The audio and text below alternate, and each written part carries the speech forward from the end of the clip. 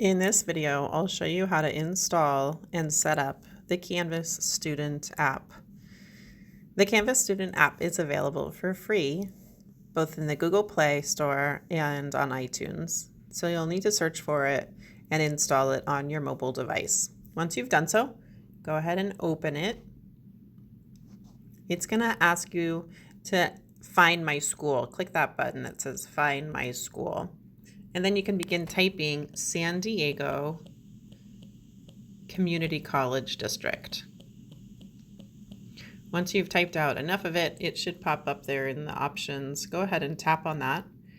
And it connects you to sdccd.instructure.com. That's our Canvas server.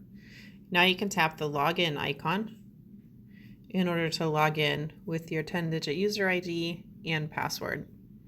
So that was how to install and set up the Canvas Student app on your mobile device.